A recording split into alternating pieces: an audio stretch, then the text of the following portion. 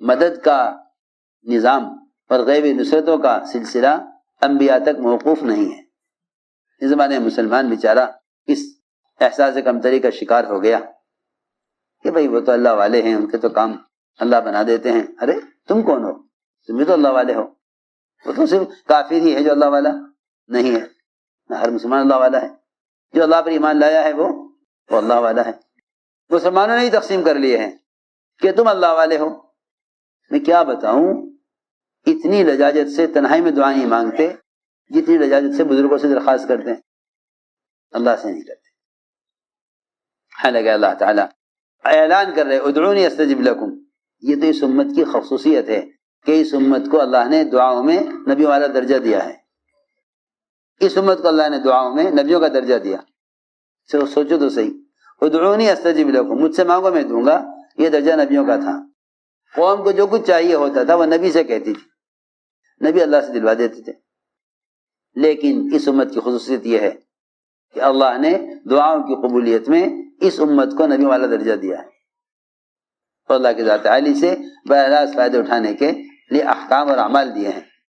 عمل کی قوت کو عمل کے ذریعے حاجت پوری کرا کے ظاہر کرواؤ، عمل کی قوت کو ظاہر کرواؤ۔ ہم اسباب کی قوت کو ظاہر کرانا چاہتے ہیں دعاؤں کے ذریعے، حالانکہ دعا اسباب کی قوت کو ظاہر کرانے کے لیے نہیں ہے، دعا عمل کی قوت کو ظاہر کرانے کے لیے ہے۔ یہ بہت بڑا دھوکہ لگا، لوگ دعا کے ذریعے اسباب کی قوت کو ظاہر کرانا چاہتے ہیں، اس لیے جس کو بھی تم دیکھو گے وہ دعا سبب کے لیے کر رہا ہوگا۔ ہم عرض کر رہے دعا کے ذریعے سے عمل کی قوت کو ظاہر کراؤ۔ اے اللہ تو نماز پر یہ کر دے، جب اللہ نماز پر یہ کر دیں گے تو اس سے نماز کی قوت ظاہر ہوگی۔ نماز کی قوت جب ظاہر ہوگی جب دعا سے نماز کے ذریعے لے گا، اگر دعا سے اسباب کے ذریعے لے رہا ہے تو پھر اسباب کی قوت ظاہر ہوگی۔ جتنا بھی تم اللہ سے اسباب کی بنیاد پر مانگو گے اس سے اسباب کا یقین دل میں اور بڑھے گا۔ اللہ نے اس سے پہلے فلاں سبب پر یہ کر دیا تھا، اگلی دفعہ حاجت آئے گی تو دعا کی قوت میں اور اضافہ ہوگا سبب کی بنیاد پر۔ اگر دعا کی قوت کو عمل میں ظاہر کرواؤ گے نا تو پھر رفتہ رفتہ یقین شکلوں سے اعمال کی طرف پھرے گا۔ اے اللہ نے نماز پر یہ کر دیا، اب نماز کی قوت بڑھ گئی۔ اللہ نے صدقے پر یہ کیا ہے، اب صدقے کی قوت بڑھ گئی۔ میری بات سمجھ میں آ رہی؟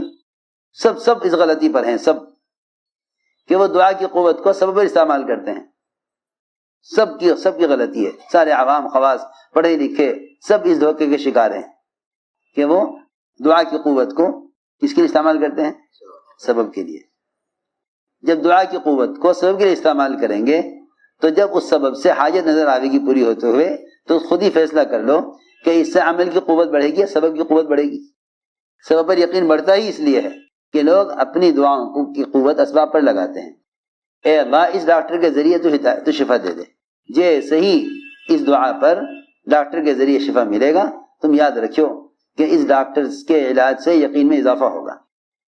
جیسے ہی دعا کرو گے اے اللہ اس دکان سے نفع دے دے، دکان سے نفع مل بھی گیا تو دکان سے نفع کا یقین بڑھے گا۔ اے اللہ میں نے صدقہ کیا ہے، اس صدقے پر تو مجھے کامیاب کر دے۔ جب دعا کی قوت اسباب سے ہٹ کر عمل پر لگے گی نا پھر ان اعمال پر اللہ کامیاب کریں گے تو پھر اعمال کی یقین میں اضافہ ہوگا۔ عمل کے یقین میں اضافہ جب ہوگا جب دعا کو عمل کے ساتھ لاؤ، اسباب کے یقین میں اضافہ جب ہوگا جب دعاؤں کو اسباب کے راستے سے لاؤ۔ کتنی آسان بات ہے، تمہیں آ رہی؟ نہیں آ رہی، نہیں آ رہی، نہیں آ رہی۔ سب کے ذہنوں میں یہ ہے اللہ نے کائنات بنا دی ہے، اس کے اسباب بنا دیے ہیں، اب اگر تمہیں ناکامی آوے تو دعاؤں کے ذریعے اسباب میں کامیابی لاؤ۔ حالانکہ دعائیں بالکل ناکارہ ہیں، بالکل ناکارہ ہیں جب تک کہ دعائیں اعمال کے ساتھ نہ جڑیں۔ ساری دعائیں بے پرواز ہیں جب تک دعائیں اعمال کے ساتھ نہ جڑیں۔ ہم نے ساری دعاؤں کو جوڑا ہوا ہے اسباب کے ساتھ، سبب اور دعا، سبب اور دعا، اس پر مسلمان کی گاڑی چل رہی ہے۔ ساری دعائیں بے پرواز ہیں جب تک دعائیں اعمال کے ساتھ نہ جڑیں۔ ہم نے ساری دعاؤں کو جوڑا ہوا ہے اسباب کے ساتھ، سبب اور دعا، سبب اور دعا، اس پر مسلمان کی گاڑی چل رہی ہے۔